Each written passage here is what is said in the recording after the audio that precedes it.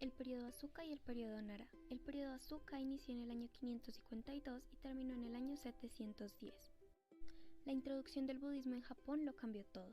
Este hecho fue lo que marcó el inicio de la época Asuka, llamada así porque la corte se estableció en esta llanura, pero no en un lugar en concreto. Resulta que las personas de esta época tenían la creencia de que cada vez que moría un emperador se debían trasladar a un palacio nuevo, debido a que el lugar se llenaba de muchas impurezas y energías malignas. En esta época, la amistad entre los japoneses de Yamato y los coreanos de Baekje era muy buena, pero llegó el reino de Silla a molestar como lo hacía siempre. El reino de Silla provocó que muchos coreanos aliados de los japoneses tuvieran que huir al archipiélago buscando algo de paz en Yamato. Llegó muchísima gente nueva a Japón y con ellos más budismo, confucianismo y demás movimientos extranjeros. En los años siguientes gobernó el emperador Bidatsu. Su poder era débil, por lo que se apoyaban los tres clanes principales, que eran clanes como los Mononobe y los Nakatomi. Estos eran 100% sintoístas, es decir, adoraban muchas deidades, y no eran maestros de ceremonias y controlaban a las tropas. Como no podía ser de otra manera, se opusieron al budismo, destruyendo varios templos y estatuas de Buda. Más adelante apareció una de las hijas del difunto emperador Kinmei, de origen Soga, la emperatriz Suiko, considerada la primera mujer con plenos poderes en el trono de Crisantemo, aunque es cierto que el poder en la sombra era Soga no Umako y también el príncipe y sobrino de la emperatriz Shotoku Taishi. Este último fue el artífice de la primera constitución japonesa, que tenía solo 17 artículos. En ella se buscó la mejora de la organización de la burocracia en un estado imperial centralizado y conformado por un sistema de 12 rangos. Puso al budismo como la religión oficial de la corte. Shotoku era un auténtico fan de la cultura china y sus relaciones con la dinastía Sui fueron muy buenas. De hecho, esta constitución la redactó en chino y les copió también en calendario y su sistema de escritura, que originaría más adelante los kanjis.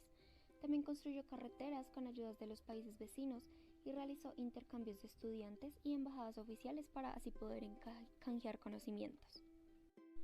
De los templos budistas japoneses destacan varias partes: las grandes puertas de acceso al recinto, la sala principal o kondo, donde está el altar y estatuas que veneraban a Buda, el kodo o salón de actos para hacer reuniones, y la pagoda, la torre típica donde se guardaba la estatua de Buda. Más adelante, en el año 622, comienza un nuevo conflicto armado y así llega al poder el emperador Kotoku. Se empezaron a construir templos budistas por todo el país, por lo menos uno en cada provincia, con lo que el budismo entró cada vez más en contacto con el pueblo. También el emperador creó la reforma taika. La reforma comenzó con la reforma agraria basada en ideas y filosofías confucianas de China, pero con el verdadero objetivo de las reformas era lograr una mejor centralización y potenciar el poder de la corte imperial, que también se basaba en una estructura gubernamental china. Fueron enviados estudiantes a China para aprender todo, desde el sistema de escritura chino, la literatura, la religión, arquitectura, hasta los hábitos dietéticos del momento. Incluso hoy en día el impacto de las reformas todavía se puede ver en la vida cultural japonesa. Por estos años la política exterior estaba muy mal. El reino coreano de Baekje pidió ayuda a los japoneses, pero resulta que el reino de Silla se había aliado con la China Tang de ese momento y los estaban invadiendo. Los pobres Yamatos sufrieron una terrible derrota en la batalla de Hatsukinoe y Baekje fue tomada por los chinos, por lo que Japón decidió cortar relaciones con sus vecinos. La hija de Tenmu, la emperatriz Hito, intentó crear una capital definitiva, sin más traslados ni nada de esto. La ciudad elegida sería Fujiwara-kyo, que en el año 694 era la actual Kashihara.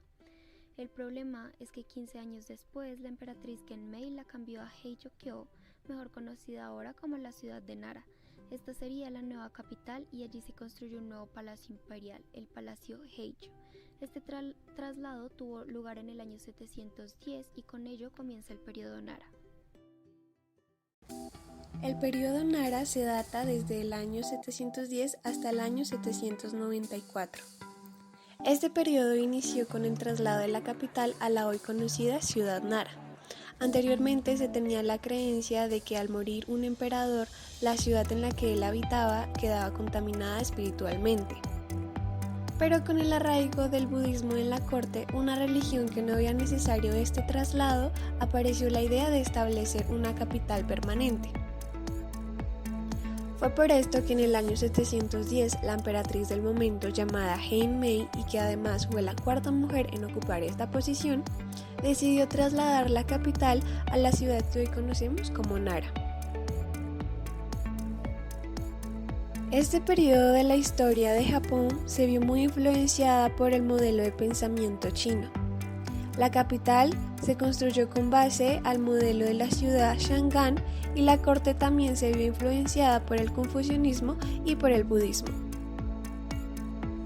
Un claro ejemplo de esta influencia a nivel político y administrativo fue la implantación de las reformas ya comenzadas en el periodo anterior. En este proceso tuvo un papel muy importante el compilado de normas llamado Código Taiho, que había sido promulgado ya en el año 701, pero que no se había puesto en práctica definitiva hasta que llegó el año 718, cuando se revisó y se actualizó bajo el nombre del Código Yoro. Claro que a este modelo se le realizaron numerosas adaptaciones para mantener el carácter propio del Japón de la época. Por ejemplo, no se adoptó la meritocracia como un criterio para otorgar los cargos públicos, algo que sí sucedía en China, y por el contrario se mantuvo el modelo hereditario típico japonés. Este nuevo código Yoro se encargó de las reformas que consistían en nuevas divisiones territoriales y administrativas del país. Por esto pasó a dividirse en provincias llamadas kuni.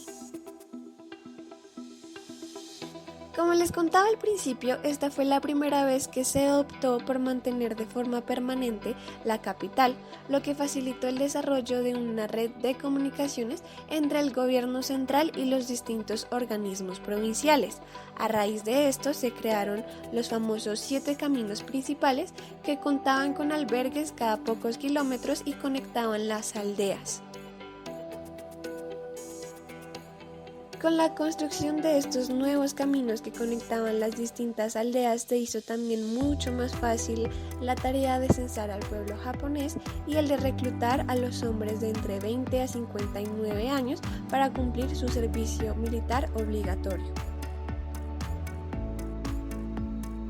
En cuanto a la cultura, la primera parte del periodo Nara fue muy importante para Japón, ya que fue justamente en esta época cuando se terminó de realizar los 2 más importantes compilados de las crónicas históricas y mitológicas de Japón. El primero de estos textos, titulado Recuento de Hechos Antiguos, fue terminado en el año 712 y explica toda la historia de Japón desde su creación hasta el año 500. Además, tiene de forma muy detallada la genealogía de la familia imperial hasta el año 625. Esta fue la historia de la primera parte del periodo Nara de Japón. El momento álgido de este periodo Nara es conocido como época Tempio, del 729 al 749, dentro del reinado del emperador Shomu, que puede ser considerado como el más devoto de los emperadores japoneses. Por ello, el budismo floreció notablemente durante estos años, cuando, por ejemplo, se hizo obligatorio que cada provincia tuviese como mínimo un templo budista, conocido como Kokobonji. Esto supuso un gran gasto para el Estado, algo que contribuyó a un considerable debilitamiento de la corte en lugar de al fortalecimiento del poder central que se preveía.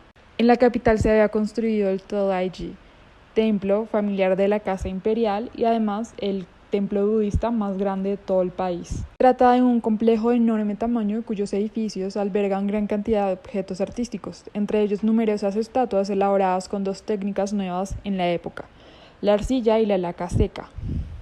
En este último material destaca la estatua del monje ciego Granjin, considerado dentro de la historia japonesa como el retrato más antiguo de una persona real que se conserve. En el año 735 llegó a Japón un brote de viruela que causó la muerte de miles de personas.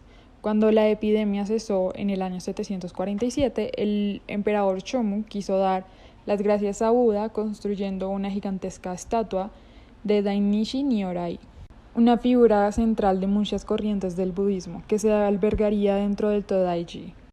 Esta estatua mide 16 metros de altura y para su construcción se utilizaron 1.300 toneladas de cobre, estaño y plomo y 6 toneladas de oro, lo que supuso un gasto descomunal para el gobierno. Fue inaugurada en el año 752, donde asistieron alrededor de 10.000 personas. El emperador se declaró públicamente un sirviente del Buda, lo que sería la cumbre de la devoción cortesana japonesa por el budismo. A partir de este momento, la institución budista fue convirtiéndose en un actor cada vez más poderoso, tanto económica como políticamente. Y el clero fue entrometiéndose cada vez más en todo tipo de asuntos cortesanos. Y es que, de hecho, muchos miembros de la aristocracia pasaron a formar parte del mismo clero budista, incluyendo a emperadores y emperatrices retirados. El clero budista tomó el poder con el apoyo de la emperatriz Koken, tras la abdicación del emperador Shomu en el año 749. Y aunque la emperatriz abdicó en el año 758, siguió ejerciendo poder sobre la corte, favoreciendo a un importante monje budista llamado Dokyo. Esto provocó que el clan Fujiwara y el emperador Junin intentaran hacer un golpe de estado en el año 764 que falló. El emperador renunció y la emperatriz reasumió el trono con el nombre de Shotoku, continuando con la cesión de poder a Dokyo. No obstante, la emperatriz falleció debido a la viruela en el 770. Dokyo fue exiliado y se inició un nuevo rumbo en la política, expulsando a los monjes budistas del gobierno y así suspendiendo el patrocinio gubernamental a dicha religión.